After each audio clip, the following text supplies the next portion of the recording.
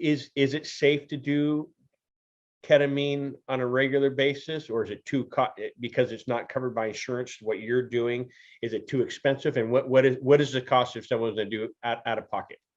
$375. Sometimes the insurance company will pay some. Sometimes they won't pay anything. They want you to have at least 5, 6, 7, 8 treatments, and then hopefully the effects will spread out and be longer.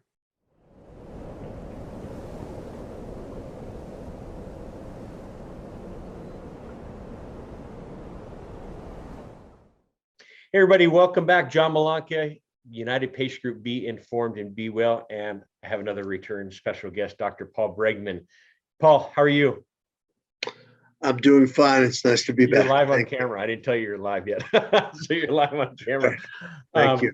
Good to see you. So Paul, for our audience members, Paul, when Crit and I started United Patient Group back in 2011, I think you were one of the first people we met at a conference, and we'd always see your face, and and you spoke, and I'm like, okay, who's this guy? And so our paths have always crossed. And then I remember I was in, where were we? Patients at a Time, and I was emceeing the conference and in New Jersey, and I look out in the audience, and it was months after Corinne passed, and that was my just to get back out there, and don't give up. And I remember seeing you in the audience, and I was like, and you came up to me afterwards and just said, and so it was nice to see a familiar face. And so, you go through a lot. Everyone has this book on the outside cover of what everyone perceives us. Oh, Dr. Bregman, MD, must be successful, must be doing this, doing that. Happens with everybody.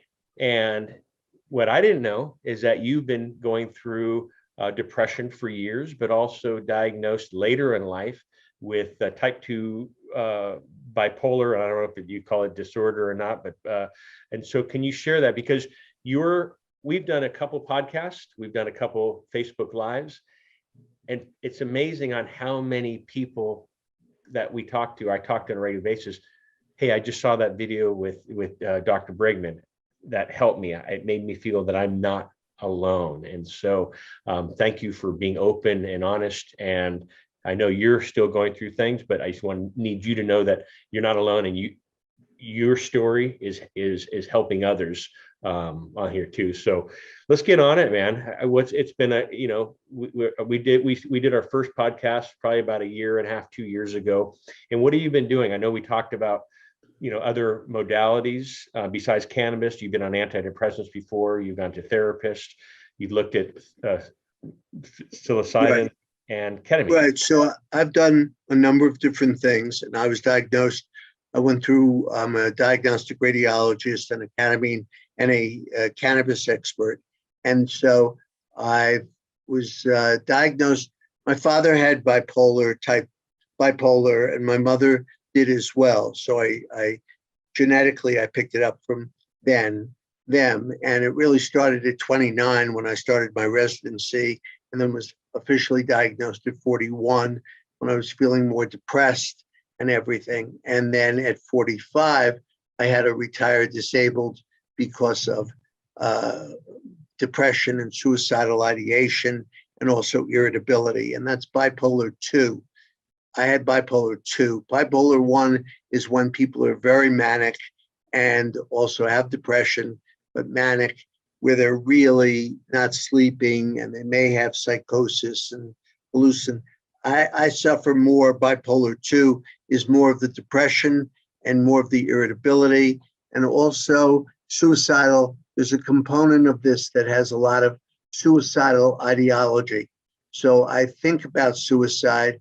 I haven't tried to commit suicide. I've been in a gun shop a couple of times, but I've always gotten scared. And the key thing about keeping me from staying alive has been the fear of killing myself. And then I got married, and I have young kids, and I was fearful of leaving that permanent mark on them.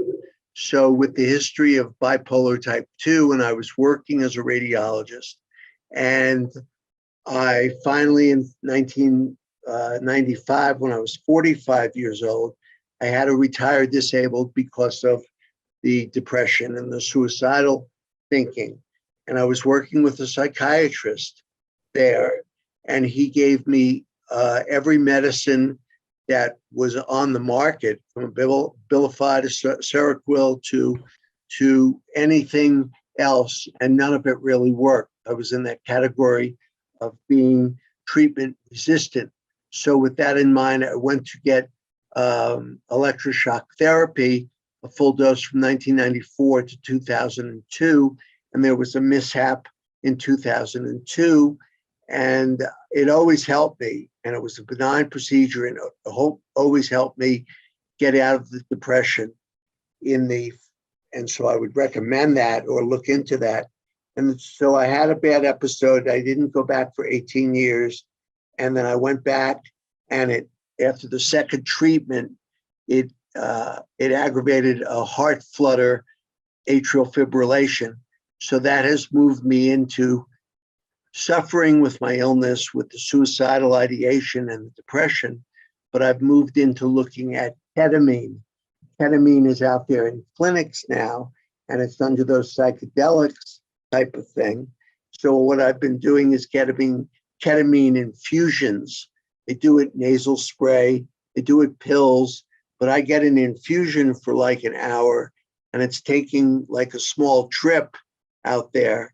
But during that hour, when I come back after the hour of the infusion, I feel no more suicidal thinking, no more depression, and no more rumination. But the problem is it only lasts for about 36 hours, short acting thing for me. So that is incorporated in my help, and I'm working with the insurance company. But the major thing has been for me, because of the no medicine working from age 45 to really now I'm 72, is that I've used cannabis along the way. And cannabis has been a lifesaver for me because it has lifted my mood and helped with my anxiety as well. And so that came as a lifesaver, that if I didn't have that, I would not really have any medicine on the market to use to help me with my mood. This is a mood disorder. That work for you. You know, for our audience members, ketamine was just, I guess, introduced in Belgium. It's funny. I used to live in Belgium, but ketamine was used in Belgium for anesthesia for animals. Actually, some people would say it was a horse tranquilizer, and then that was in the 60s. In the 70s, it was used as an anesthetic in the Vietnam War, and then as time went on, in the 70s and 80s, a lot of paramedics, when they're helping someone who is attempting suicide and they're manic, as you're talking about, they were using ketamine once they saved them, and how they did it. I don't know if it's a nasal spray or a pill or IV, but it would just calm them down, and they'd be able to take them to, I'm assuming the hospital or psych ward, just calm down. And as time went on, even with cannabis, where you're seeing all these studies like, I'll be darned, it works for this, it works for this, it works. Boy, we might start looking at this as another modality for whatever ailment. And they're finding that with ketamine with patients, that we're seeing the benefits with this. Let's do some studies. And so now it is becoming I guess, used more often. I don't know if it's legal in all states. I believe it's legal in California. You're in Colorado, and there's an FDA-approved nasal spray which insurance covers. And so, for you talking about doing you're talking IV, correct? Is what you're doing, those treatment infusion treatments? Yes. And so, does insurance cover that? No. So, what's the difference between the nasal spray and that is covered by insurance versus an IV infusion, which is not? Why not? One is FDA approved and one is not. Gotcha. So is that like Marinol FDA approved and cannabis? Yes. Gotcha. And it's not that effective. It's effective for some, and they even have a pill now, a ketamine pill as well. Yeah, I knew that. And so is is it, and what is a milligram dose? Because I, over the years of, hearing, through college, stuff I like think that. that varies with the infusion. It's like 0.55 milligrams per kilogram. It was a 55 milligram dose, but it was a very trippy dose. I mean, it was very, very powerful in my mind, where I didn't recognize that my feet were connected to my legs, during this. And it was that way, but the powerful of it, after an hour, it was over. And then I walked out of the office and I just had all of the bad feelings go away. But that was just the medicine. And I think with the psych situation, it really needs, not only do you need a psychiatrist handling the medicine, but you need a therapist that you're talking to on a regular basis. You need a case manager that's going to look at your life. You need a vocational rehab person that's going to help you get a new career. And the biggest thing that came into my life was that I got involved with a conservator, someone to handle the money, because you're sick and you go to the psychiatrist and he talks about a lot of different things, but no one is leading you outside of the office to handle the other aspects of your life. And if you're not married to someone who can handle all of those things, or if you're all alone, you need a team around you.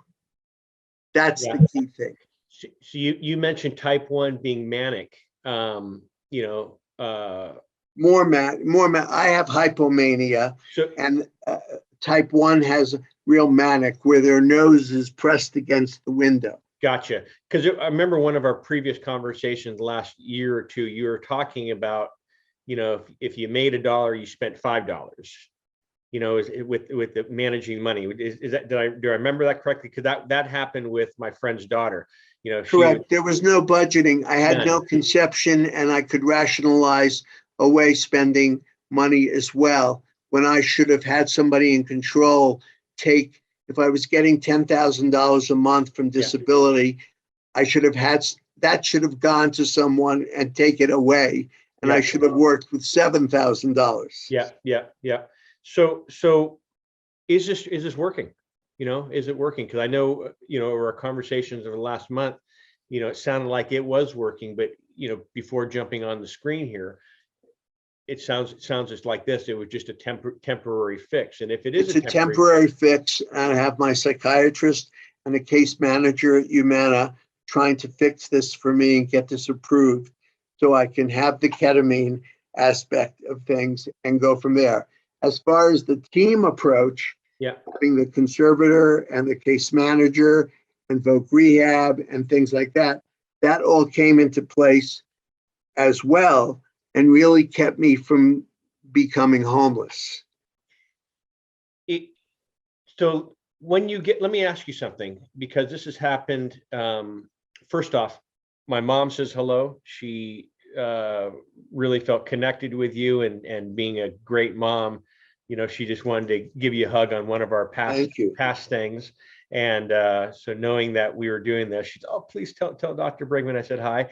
And then Beth Dost, who's not only a dear friend, personal friend of mine, but of United Patients Group. She's a nurse, and she's experienced this with some of her patients. And so, she has shared your story numerous times. And when I did share that I was going to be doing this, she said, oh, please tell him I said hi. And so, again, that's at the beginning of this podcast. I said, you sharing your story and is how easy or how hard it may be for you. You're not alone, and you're helping others. And so I just want to say thank you, because, sharing personal stuff, complete strangers sometimes it's helpful, and sometimes it's difficult to do. So I do thank you for that. So with you, one thing Beth brought up this morning when I was sharing with this, she said, ask Paul, because I don't know if it's a family member in her family, bipolar, and the spouse passed away, and that spouse was their safety blanket. And once that spouse passed away, all the manic stuff started coming back. Did you see more of that, not only with one divorce, which, I've not experienced that. I've experienced breakup and of course the loss with Corinne, having the loss of that, but also your kids now in that teenage year where they're moving on. We're like, they don't want anything to do with mom and dad. Does that bring up a lot of stuff that your daily stuff that's coming up of not having that security blanket anymore? Being alone, Yeah. I'm glad I left. The person that I was married to was more of a rescue marriage, and we didn't belong together. So it was better for the kids when I left, and they were 3 and 6. And they even had a sense that we didn't belong together. It's been out of that relationship. I didn't necessarily realize that what I needed as a mental illness patient and a bipolar is really stability and also this solidness of type of thing. But I didn't work on that to get to move to that point until recently. So yeah, it's been an alone type of illness, and I didn't know how to deal with it. But now I have a better idea about how I deal with it. And with the kids going on, I think the kids are developing their own personality. And I think part of them is that they have grown up to a degree afraid of seeing their father sick. Yeah, who wants to see that? For others that are going through this, depression, anxiety, loneliness, are there support groups that you can share with others? Are there any like you hear people going through AA and Yeah, I think they have to look up their local support, the Colorado Alliance for the Mentally Ill. I think there are ones that could be Googled, as well for support, because I think support is very key. But I really get back to that team approach of it's not just the psychiatrist, it's not just the therapist, it's the conservator to have the money, it's the voc rehab, it's the case manager, it's all of these other components to plug in to the patient so that they have these pieces that are filled in. Because if I would have had this team at 45, I would have had a couple of $1 million. I would have certainly a job. I would have had these other aspects of my life that would have been filled in. And so the psychiatrist never addressed these issues. And therefore, I left his office, but I was still on the outside looking in. I didn't have it under control outside his office. Yeah. So people have to kind of remember that aspect as well. Gotcha. Let's go back to this ketamine treatment, because I really know a lot about it, and so I'm assuming our audience, I hear about it, I've heard about it for years. I see it was even at one point, like a club drug, wasn't it? Like ecstasy and stuff like that. People would call it super K or special K, I believe is what it was. But this is not what you're doing. Can you give us a walkthrough of what a treatment, because I know we were supposed to film this last week. You said, John, I have a treatment. And so can you share with our audience? This is still used in the operating room and still used at those high lows. This is a very low dose according to your weight, but low dose. And it's given to me in an infusion. And what I'm feeling is a dissociative, lovely experience from my body within the hour as the IV is running. And that's giving me a rewiring or a reset of my neurotransmitters so that the thoughts that I went in with, suicidality and depression and rumination, is all reversed by the effects of the IV ketamine. And during my trip, I'm dissociated from my body and I'm floating around the room, and it's relatively pleasant. And then after that, they put a new IV and they flush it out of my system, and I'm back to having this type of discussion with you. So two things. Does a trip, the way you describe it, does it last 2 hours? Because I know at the beginning you said something about 36 No, hours. it just lasts an hour. It lasts like 40 minutes. And so what was the 36-hour thing that you were talking about at the beginning of our conversation? 36 hours of not feeling suicidal, Gotcha. not feeling depressed, and not having rumination. Gotcha. So since I'm assuming this is what you go through on a daily basis, weekly basis. I mean, is it constantly here? And is it safe to do ketamine on a regular basis, or is it because it's not covered by insurance? What you're doing, is it too expensive? And what is the cost if someone's going to do out of pocket? $375. Sometimes the insurance company will pay some. Sometimes they won't pay anything. They want you to have at least 5, 6, 7, 8 treatments. And then hopefully the effects will spread out and be longer. I had 8 treatments along the way, and each time I had the treatments, it lasted for 12 to 24 to 36 hours, and then it disappeared. So that was my personal case. And is there any, I guess, warnings or side effects that they take? Does it affect brain, heart, livers, kidneys, and anything else like that? Not really. No. No.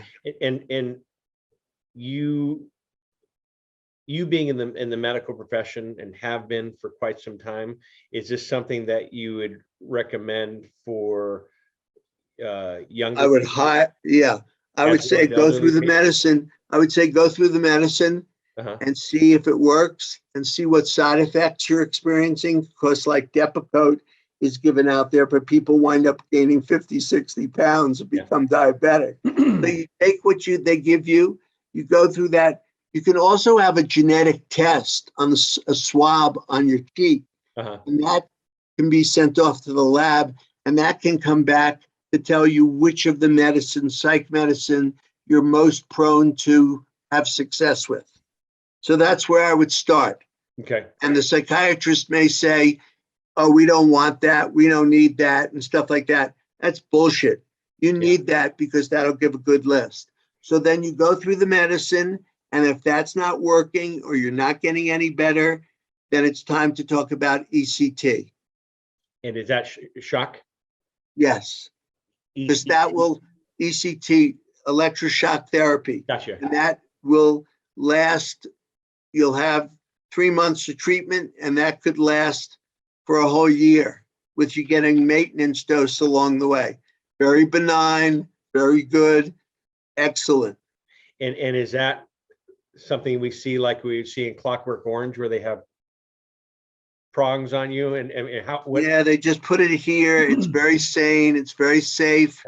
In most hospitals around the city or something, there may be 3 or 4 hospitals that are doing patients from 7 in the morning to 3 in the afternoon, every half hour. So both inpatient and outpatient.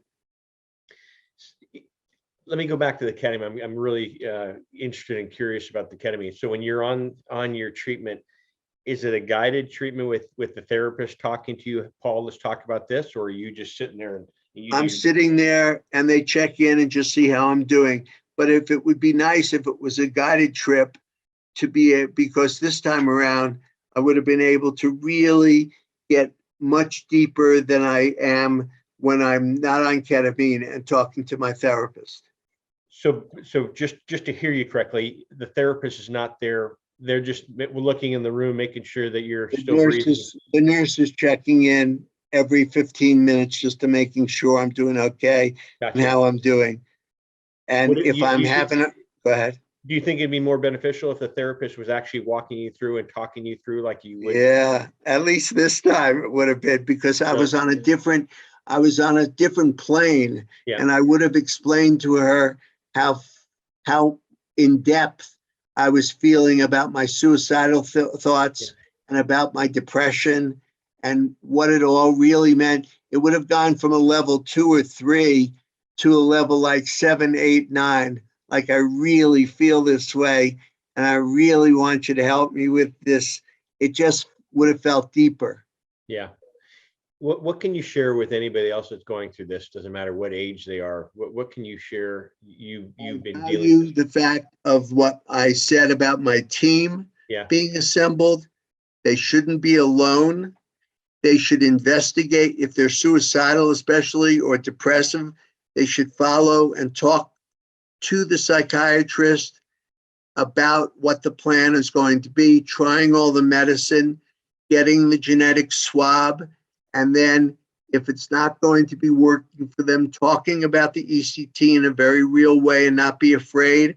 And if they don't want to go that route, then plug in and investigate the ketamine as an alternative as well. And whether that's going to be an infusion, a nasal spray, or a pill, there are ways to do this to save your life so that so that you don't kill yourself. Yeah. I mean, yeah. That's what I'm talking about here. I'm talking about trying to work hard and not kill yourself. Is ketamine legal in all 50 states? Ketamine clinics, I think so. Really? In Okay. for medical practices, yes. Yeah. And ECT, is that covered by insurance? Yeah, that's been around for 50 years. Okay. And that's very easily. But Yeah. people, even the doctors have a prejudice against pushing that. And if you're not getting well in 6 months and they've tried all the different types of medicine and stuff, you need to bring it up to the doctor and say, I want to investigate ECT and I want to look into this. And if that doesn't work, then you definitely, if you're suicidal or really down, you get, at least if you get one ketamine treatment and you can pay for it and you can resubmit the forms, it will give you some relief. Good. You know, that the reason I asked earlier about does it have any side effects, because a lot of these other medications have issues on the gut and liver and other organs in the body, as well as you mentioned, you know, puffiness. And so it doesn't sound like there are too many I guess side effects. I don't know. Is it synthetic or what is? Yeah, I think ketamine is a synthetic deal. It's clean. The whole thing is clean. Gotcha. In all modalities of the spray, the pill, and the IV infusion, do they all last about the hour? No, the infusion is the most powerful. Gotcha. The IV, the pill may or may not work for some people, and the spray may or may not be as effective as anything. But the IV infusion, hence the FDA approving that one. Right, but the IV infusion is the one you want, in my opinion. Yeah. So you did one last week. When will you do your next infusion? Well, I'm going to wait for the insurance company to let me know what the story is. And I may book another one that I'll pay for out of pocket because I feel so good. And I like the anticipation of feeling good as well. Of course. So what's the next step then? Do they recommend, or do they say not to? You know, I'm a big fan when you're going through something like cancer. You know, patients ask me, hey, I'm going to try chemoradiation. If that doesn't work, I'll try cannabis or some other modality. And the good thing about cannabis is that you can combine different modalities. And I'm a fan of battling something as severe as cancer, you know, having a whole arsenal behind it. Regarding depression, is that the same thing, or do they not want you to mix and match? I would ask the psychiatrist, but I would think if you're in a suicidal place, depression is one thing and that hurts. And I would ask that question. But if somebody comes in and says, I am in a suicidal place, I would rush to talk and get that aligned to get you out of that place. Good. Are there more times that these suicidal thoughts come on, like leading up to the weekend where everybody else is doing things? And, you know, are there different times when these thoughts come on? No, the suicidal thoughts, yes, come up at different times, but they also come up as part of the diagnosis for the last 20 or 30 years. Because of just mistakes that have been made. Yeah. And it's also part of the diagnosis of depression, of what am I doing here? And now I'm getting older. So it's what's the purpose of my life? And if my kids are having problems talking to me, Yeah. everything seems to just be bigger. And you just, but the major thing has been turning 72 and saying, what's the purpose? What has been the purpose of all of this? Yeah. Why have I suffered so much and I continue to suffer on? Well, there has to be, I mean, believe me, when Corinne passed, I thought the same thing. Really? What's the purpose? You took the love of my life away from me, and what is the purpose? And I think, faith has helped me, but also getting up every day and going for a run or a ride, my bike, rain or shine. And that's what helped me, and I know everyone's different, but not giving up. People say, God, I'm so proud of you for not giving up. I'm like, well, I'm not ready to leave. I believe me, if there was a guarantee that I could go see Corinne and say, hey, you're not supposed to be here for another 50 years, John. Well, I couldn't wait that long, but if there was a guarantee that I'm going to see her, I would,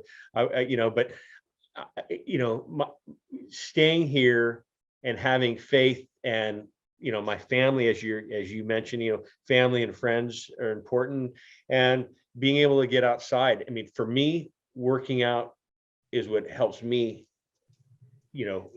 keep grounded.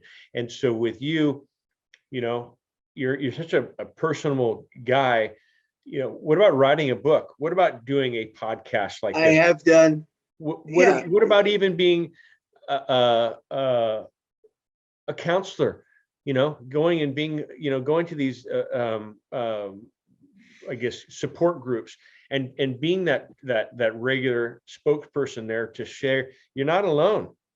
Guys, I mean, I'm certain, your message can really reach a lot of people. And so I'm in the process of trying that, working with my therapist on that. Yep. and moving forward.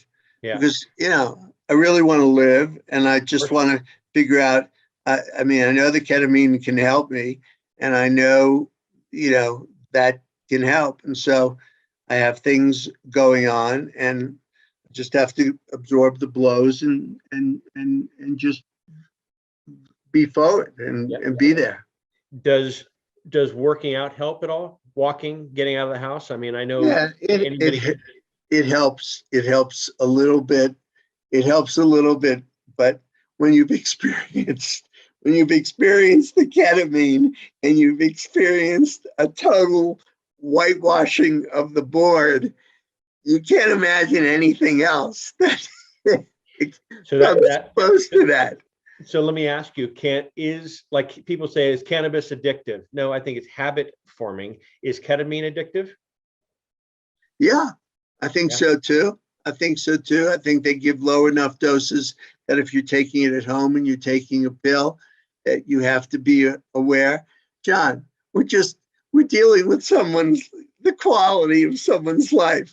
So I hear you. I'm not saying that you're making a judgment. Yeah. I'm just saying that people have to realize most people have no understanding of what we're talking about. You have to understand that.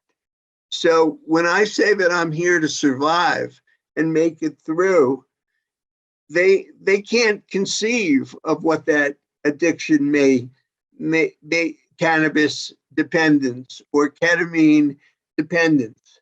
I'm just trying to get by. No, I get it. And the reason I asked you these questions, and I'm not only asking, but I'm asking for the audience too, because a lot of times I get emails and messages and said, is it this, is it that? And so that's why it doesn't matter if I'm talking to you about ketamine or talking about anxiety in seniors or whatever. And so that's why I'm asking these questions for that reason, just because I want you to be an educational piece for our listeners, where they're ask this question, ask that question. So that's the reason I'm asking. I'm just saying I'm geared more toward the quality of one's life. And there's nothing wrong with that. Believe me, I mean, I know a lot of people that live on cannabis 24/7. They said, listen, you wouldn't like me if I wasn't on cannabis. On cannabis, I feel normal, I feel healthy, I feel alive, and I feel centered, homeostasis, balanced. And so, so I'm not here to judge anyone. Oh, I know. I didn't take it, No, I but didn't think you were, but I think the I, ketamine is yeah, just another important avenue to go, as well as the other medicines. I think a lot of people on mental illness who are taking good medicine that the doctor has prescribed that's working well yeah. for them. They shouldn't blow off all of those for ketamine or ECT or anything. They should try what the doctor has suggested. So what But happened? So it's like cannabis, because I work with a lot of seniors and their doctors. It happened with my aunt. I'm gonna act like you didn't ask me that question about cannabis. She's like, you've been a doctor for 30 years. So I said, what'd you do? She goes, I went and grab another doctor. So for our audience members that are maybe going through something very similar to what you're going through, and they ask their doctors about ketamine or electric shock treatment, and they're denied, thinking that may be, they may think that's my only hope to help me get my mind straight again. So what happened? What can you share with our audience members, and and maybe they've been I think denied? you have to ask that doctor to give you the name of one or two other doctors that you could talk to. Good. And that's the whole purpose of this, is sharing your story and helping others that may be listening and going through the same thing, and knowing that they're not alone. And you may be that sign, like, oh my God, I've been hoping and waiting and praying for a sign. And you could be that sign, Paul. And that's the part where, live out your life, because I know But you're helping suicide, others. right? But suicidality goes to ketamine. If you're thinking seriously about suicide and it's not going away and you got it, you talk to your doctor quickly and you sign up for a treatment with suicide on the heels of a recommendation from your doctor, because no one should have to carry that weight. No, not one thing. And it sounds like over the last 30 plus year period, you've tried a lot of things, from medication to electric shock to meeting And the with. electroshock worked, and the ketamine works better and quicker, and the cannabis has worked a great deal as well. Can you do all three, and are you doing all three? Yeah, the night before I do the ketamine, I don't do any cannabis. That type I clear up, or 2 days before that, I don't do that. Per your personal thing, or is that their recommendation? The recommendation, I think they said the day before, don't do any the day before. Yeah. Electroshock, you have to stop a few days before, some of the mood stabilizers and things like that. Yeah. And diabetes medicine. But those are I had the best benefit for all those years with using electroshock therapy. And I went during the winter, and then I was free of any depression or anything for like 8 or 9 months. Maybe you need to, like a lot of the snowbirds, get out of the, at the beginning, I talked about Belgium, where ketamine was first introduced in the 60s. Belgium is a beautiful country with beautiful people, but when I lived there, it was depressing. It would be pouring rain, like 360, like Portland, Oregon, or Seattle. Yeah. And so, we had to get out of there, and come April, when the sun would shine, you're like, oh, bring it on. And you saw everyone was happy, but, so I'm a big fan of getting sunlight, getting out of there.